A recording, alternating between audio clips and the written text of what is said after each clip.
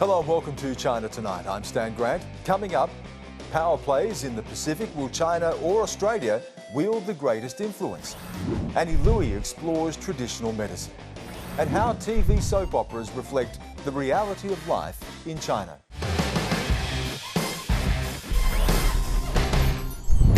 Also coming up in a very big week, what the Quad meeting means for China and Evergrande on the brink. But first, one story saw more attention than any other this weekend on social media platforms Weibo and WeChat.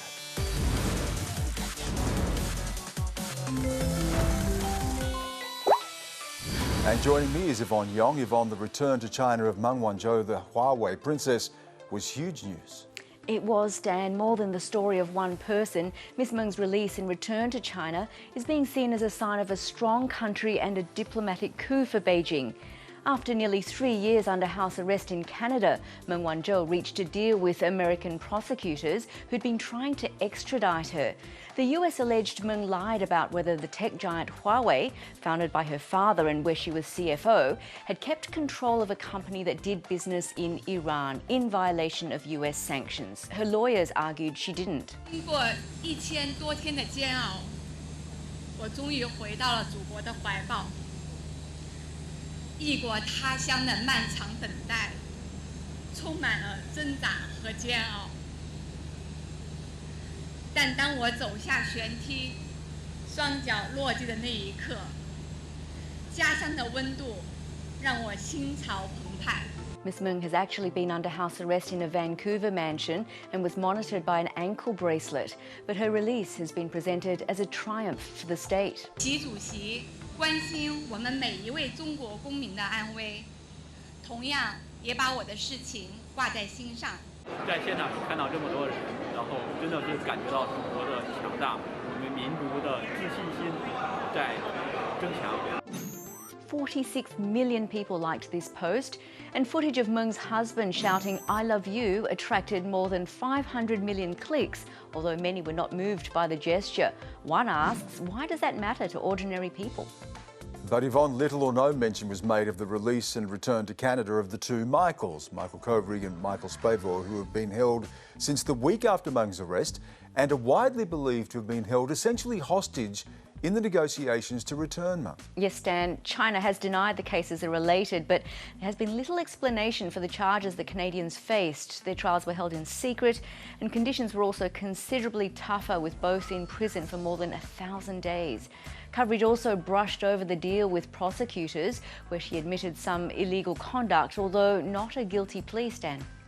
And was it seen as a win for China by everyone on social media? No, some in northeastern China were complaining about a large-scale power outage which occurred at around the time Huawei's headquarters in Shenzhen were lit up to mark Meng's return. Now this one said, firecrackers to welcome the princess's return, but ordinary people had no electricity for a couple of hours. So ironic. And a reminder, 2 Australians are still in detention in China. Yang Hangjun, who's been imprisoned without charge since January 2019, and journalist Chang Lei, detained in August last year. Much is made of China's control over what its people think, see and read, but it's not always about what isn't allowed as much as what is encouraged. Take television, where the weekly soap opera continues to draw millions of viewers. Their power lies in how closely they reflect real life, but it's a delicate balance between dramatising a version of China its leaders are enthusiastic about and being seen to criticise the state. Wenlei Ma has the story.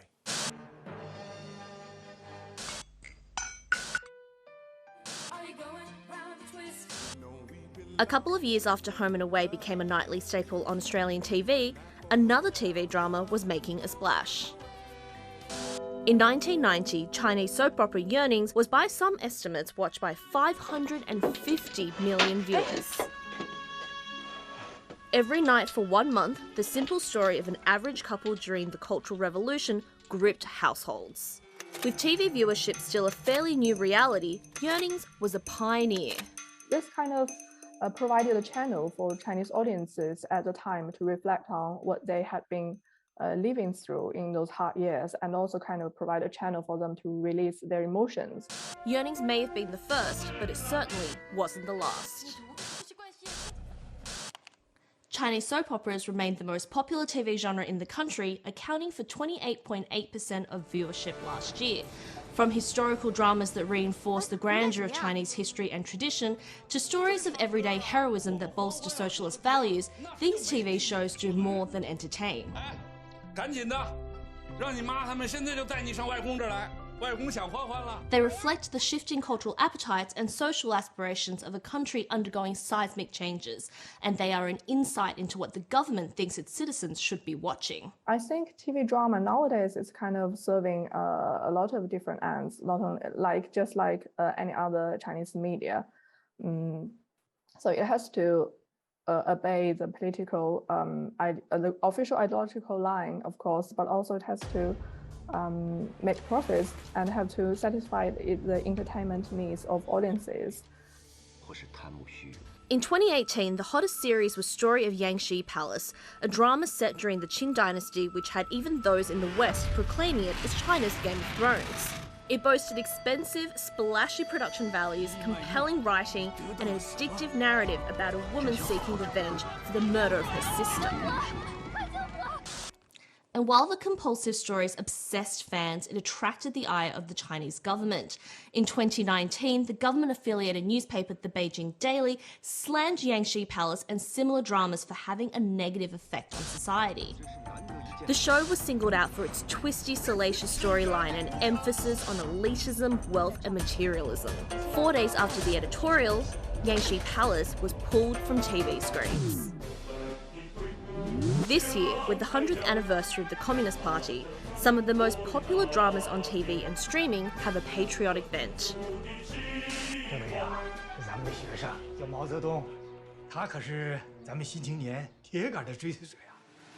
The Glory of Youth is produced by the Propaganda Bureau of the Chinese People's Liberation Army and features 4 college students who joined the Rocket Force.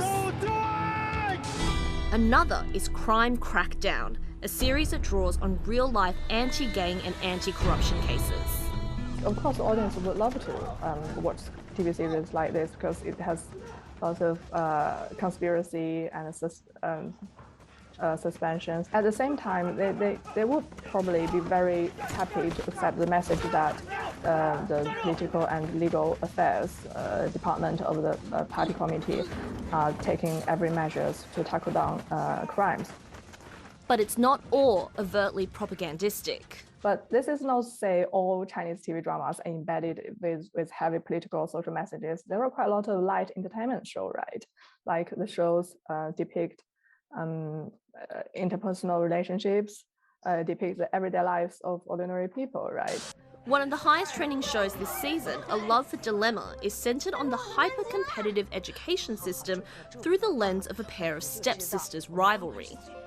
But of course, let's say that the cultural values and orientation embedded in these TV productions must be alongside the requirements of the government. With the recent crackdown on reality TV shows and celebrity culture, TV dramas have become even more important. They don't just reflect the lives of everyday Chinese people, they reflect what the government wants those lives to be.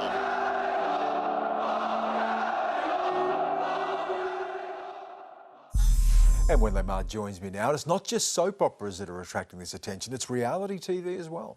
Yeah, reality TV shows have come under the scrutiny of the government, in particular what they call idol shows. So things like what's similar to The Voice or Australian Idol or Pop Stars. Things where you may have to vote, for heaven's sake. Voting was part of the problem. Voting was a huge part of the problem. So what they're trying to really kind of clamp down on are these, what they think of as out-of-control fandoms. So people on the internet kind of having a go at each other saying, you know, the equivalent of Justin Bieber is better than John Legend. But there was a competition a while ago where they encouraged people to buy a milk product to support their favourite contestants. And so people bought up heaps and all these litres of milk got poured down the sink, down the street gutters, and these videos were all over social media and it was not a good look. So reality TV shows, out. Okay. And what other restrictions are we seeing on broadcasters? Well, there's a whole swathe of them, but one of the things that's gotten a lot of attention is the banning of so-called sissy men. So effeminate men, androgynous men, a lot of these archetypes have sort of been imported in from K-pop and Japanese pop stars. And it just doesn't, I guess, cohere with the party's traditional notions of what masculinity should be like. And part of it is because it is this archetype that's come from overseas. It's not inherently Chinese as they view it. So also sissy men out. Wenlet, thank you. Thank you. In a massive week of news in and about China, the potential collapse of property giant Evergrande stood out. The heavily indebted real estate conglomerate missed a crucial deadline for an interest payment. It has a 30-day grace period to make the payment, and with more deadlines looming, the question is whether President Xi Jinping will bail the company out.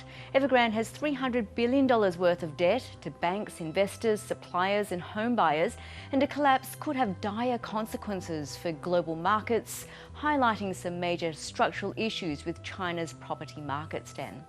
And Yvonne, I spoke to Hong Kong-based analyst Logan Wright, who says there is enough empty property in China to house more than 90 million people. In many ways, Evergrande is sort of a symptom of this broader problem in the property sector in terms of the imbalance between supply and fundamental demand. What's different now is that many of the financing strategies that developers had used in the past in order to avoid that confrontation are now being subject to new regulations by Beijing, the so-called 3 red lines. I think the reason that people are taking this more seriously is because of the crackdowns over the summer on tech companies, because of the actions against the education and tutoring companies. And so therefore, people are taking Beijing's messages against the property sector a lot more seriously than they had in the past. So if you do assume that they are trying to take this problem seriously, then it would suggest that we should be preparing for a lower rate of growth in the future, especially from property construction. What we haven't really seen is what is coming next. What is the alternative driver to replace the property sector? There's an interesting divide right now in looking at this between the economic analysts and the political analysts. The economic analysts are arguing that ultimately there's no other choice for the Chinese leadership but to try to protect the model as it is because property is so important. The political analysts are arguing that if you look at what's happened over the summer, things really are different. And Yvonne, just 9 days after the surprise announcement of the new AUKUS security agreement, the first in-person meeting of the group known as the Quad took place in Washington. Now, these meetings rarely mention China by name, but seem to be all about them. So what did China have to say about the gathering? Well, China has already criticised the group, saying it will find no support. 不得人心，也没有出路。 But state-run tabloid The Global Times went even further over the weekend, saying the Quad is incapable of doing substantial harm to China. The joint statement from India, America, Japan and Australia stresses the need for rules-based behaviour in the Indo-Pacific, a region where China has been trying to flex its muscles. So we stand here together in the Indo-Pacific region, a region that we wish to be always free from coercion, where the sovereign rights of all nations are respected and where disputes are settled peacefully in accordance with international law. The Global Times quoted Chinese analysts who said the US dumps its allies like trash and that the Quad exists, like NATO, in name only. They also said the group was engaged in splitting Asia and that if countries like Australia went too far in supporting the US policy of containing China, they'd become cannon fodder, rhetoric somewhat reminiscent of Victor Gao's response to the AUKUS agreement last week. Indeed, thanks Yvonne. Meanwhile, the Quad nations included this mention in their communique. We affirm our support to small island states, especially those in the Pacific, to enhance their economic and environmental resilience. Australia has long had a close relationship with the nations of the Pacific, but increasingly there's a third wheel, China. And having arguably taken its neighbours for granted for years, Australia is having to pay closer attention. But what do Pacific countries actually want? Talea Al-Latia takes a look.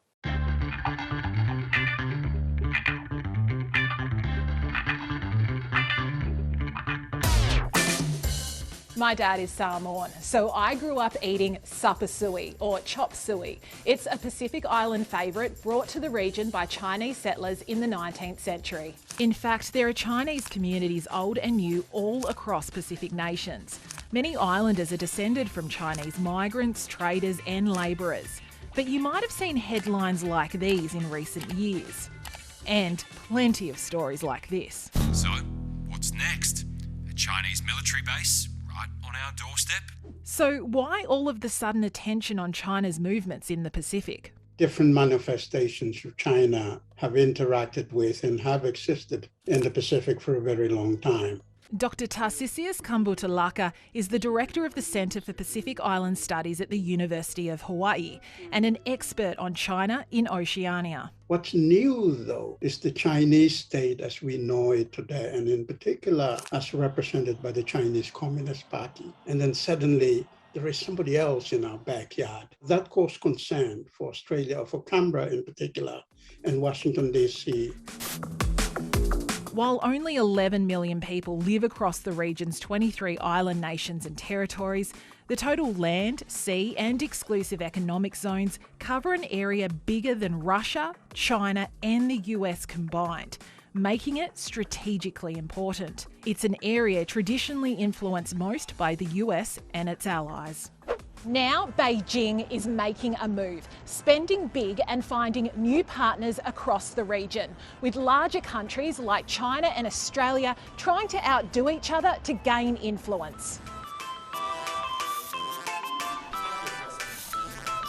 They are often seeing the Pacific as an empty place to be influenced, rather than a place with its own interests and people who have their own concerns.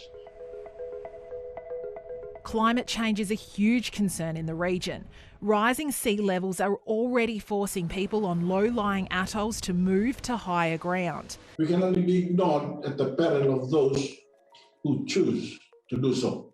China is the world's largest emitter, but has said it will achieve carbon neutrality by 2060. This is cold. Don't be afraid. Don't be scared. Meanwhile, Australia's lacklustre climate policies has dented our reputation in the eyes of our Pacific partners. You are concerned about saving your economies. I'm concerned about saving my people in Tuvalu. So this is a problem where it's not a matter of foreign affairs or aid and development. You can't throw money at something overseas when the actual problem and the solutions are domestic. Australia is still the region's biggest aid donor by far, but China's been splashing cash too. Much of China's spending is in the form of concessional loans for infrastructure or development projects. The labour has to come from China, the materials have to come from China, the standards are all from China. And that's why often you see Chinese workers working on these infrastructure projects in the Pacific, and then people in the Pacific go, why aren't they hiring us? Take, for instance, Tonga, which owes a lot of money to China, and then increasingly places like Samoa and Fiji, Vanuatu. And so that's a real concern over time about the ability of these countries to repay. And we know that Tonga has struggled to do that. Another reason China is spending big is because until recently, 6 of the countries in the region still had formal diplomatic ties with Taiwan. But China has made some big plays. And 2 countries have swapped allegiance in the last couple of years. When Solomon Islands switched from Taiwan to China in 2019, Beijing began bankrolling their stadium facilities for the 2023 Pacific Games. And so that raises questions whether, such assistance could then be used in other ways, that it is diverted in ways that it fuels domestic corruption. Australia has announced a raft of new spending and infrastructure projects in the Pacific over the past few years as a part of its Pacific Step Up. They include a solar power plant in PNG, an undersea fibre optic cable in Palau, and a hydro power station in Solomon Islands. There is a lot of rushing in and trying to pour money into places in the hope that that will address particularly the fight against China's increasing influence, rather than the focus about the interest of Pacific Island people and places.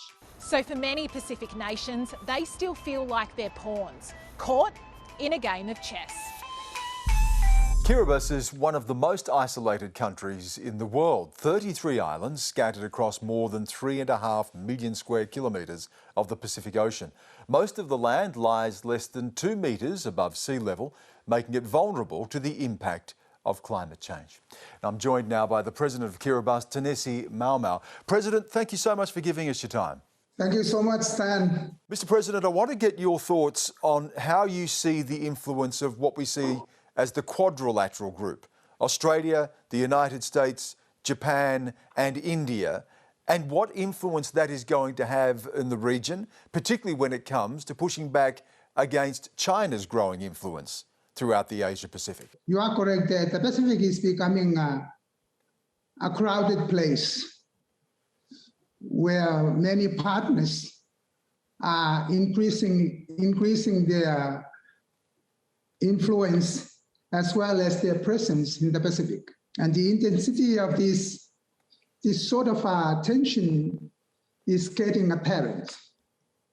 But what is important is to have a partnership that is based on mutual trust or mutual respect and the respect of the sovereignty of each country in the region. Of course, we're not just talking about the Quad, but there was also the AUKUS announcement, the UK, Australia and the United States, and the decision by Australia to pursue the development of nuclear-powered submarines.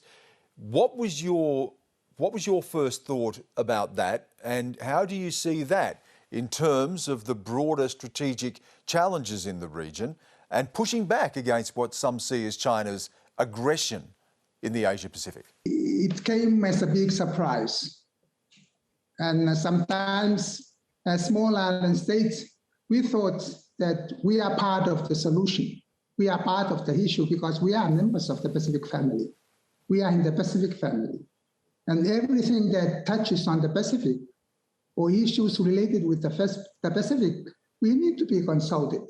We need to be informed as well. But the AUKUS issue came as a surprise to me and to my people as well. When you say, sir, it came as a surprise, was that a bad surprise?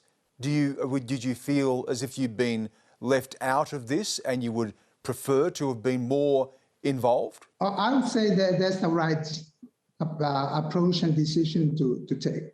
That would be the observation. It wasn't, well, sometimes the developed countries, they have the means, they have the technology, they have the power.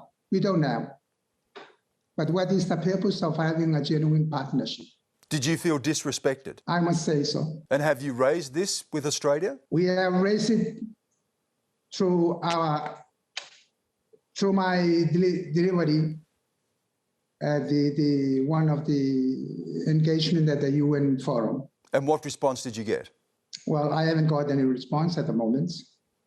It was just last week that I made the delivery. So you felt as if you were disrespected, you were not consulted, you've raised the concern with Australia, and just to be clear on this, you have not had any response yet? No, I haven't got any response yet. But I hope they'll be responding soon. So if you had been consulted, would you have been in favour of Australia taking the decision to cross that nuclear threshold, to develop nuclear-powered submarines, or do you have concerns about this step? I think the important thing is to understand. Without understanding what it's all about, this power, this submarine nuclear-powered technology,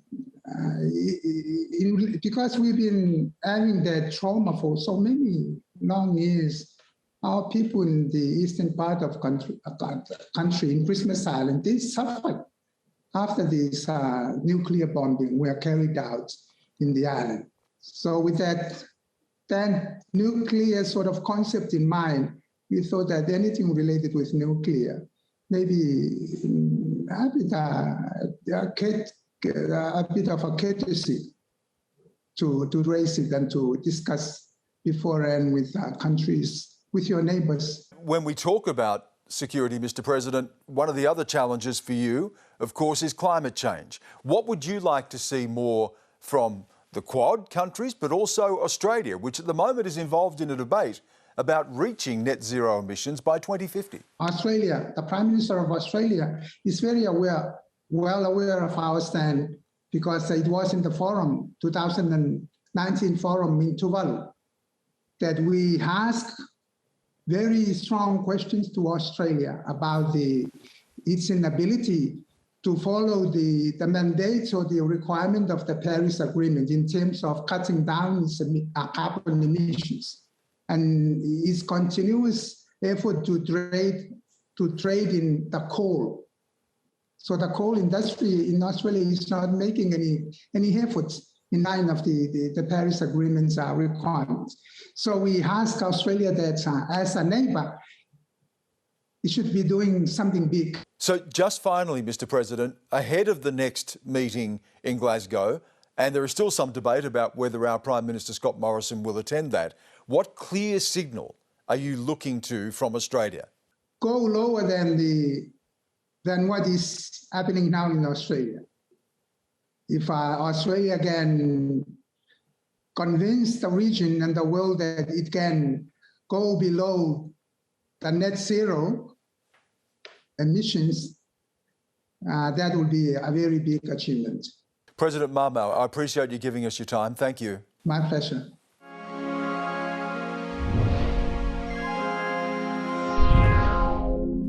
Nowhere does the combination of old and new seem more obvious in China than in medicine. Traditional practices go back thousands of years and still hold a revered place in society. Annie Louie looks at how this ancient practice works in the modern medical era.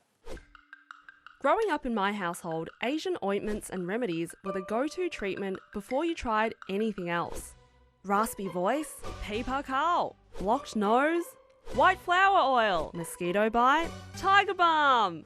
And then, when we had really bad grazes, lion oil. Having good health, or Sin Hoi Gan Hong in Taishanese, is a priority in Chinese culture, spawning idioms like Leng Dan Fu Mang.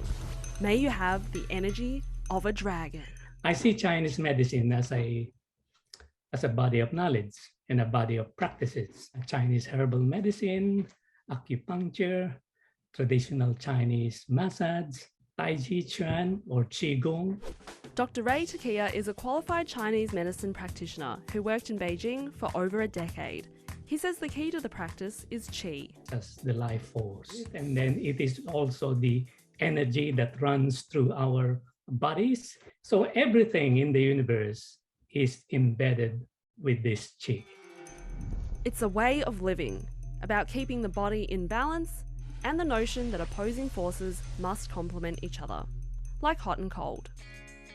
These principles ruled my life as a kid, especially when it came to food. I was always told that food can be categorised as heaty or cooling, which should be consumed in balance. All the fun stuff like fatty, fried, and what we would consider junk foods are generally heaty, but even fruit and veg can fall into these categories. Mangoes and guavas are hot, but bananas and cucumbers are cold. Personally, I've been told I have a cold body, so the remedy is to eat more hot foods, like ginger. All of this has got me wondering, what is it like in China? Is Chinese medicine just called medicine? Not quite. Western medicine is still widely practiced, although there are also Chinese medicine hospitals. 除了中医、中药、针灸、推拿等等，我们中医院的医生也是可以使用西药。Dr. Law practices Chinese medicine in Nanjing, and she says traditional methods are still popular. 一般来说，老年人他比较更愿意接受中医啊，年轻人他比较愿意接受西医。Before the Cultural Revolution, Chiang Kai-shek's nationalist government worked to do away with many of the traditions of Chinese medicine and instead embraced Western methods. But when Mao took over, he pushed people back to the old ways of health, even though historians suggest he didn't use them himself. So very early on, Mao and some of his leaders and some of the people in the health ministry thought of a concept of integrating Chinese and Western medicine. By combining the old and the new, he was able to modernize the practice. much to the annoyance of some Puritans. From my experience in learning this type of medicine, well, if you combine the two in this way, well, what happens is the tradition actually loses out to Western medicine. It disappears. As of 30th of June, there were 4,863 registered Chinese medicine practitioners in Australia. Dan Fon Lim is the chair of the Chinese Medicine Board of Australia, responsible for regulating the practice here. Integrated medicine is actually widely adopted in a Western medicine model of care. So we can be integrating with Western conventional Western medicine with other modalities. While complementary medicines, a lot of the people might be using some extra supplements or some of the herbal preparations. The supplement that we use or complementary medicine that we use are evidence-based, while some of them are not fully evidence-based as yet. So this is very important, any individual using complementary medicine or integrated medicine, to discuss it with your GP.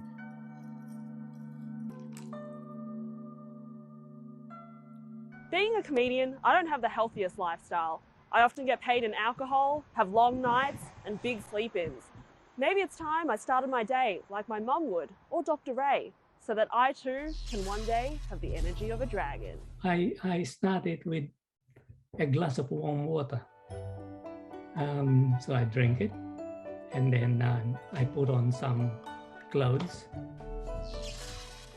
and then I face north, and then I start doing my Qigong or Qi meditational exercise, breathing the Qi. And then once you breathe it, you move it. Ah, yes. That's some good Qi.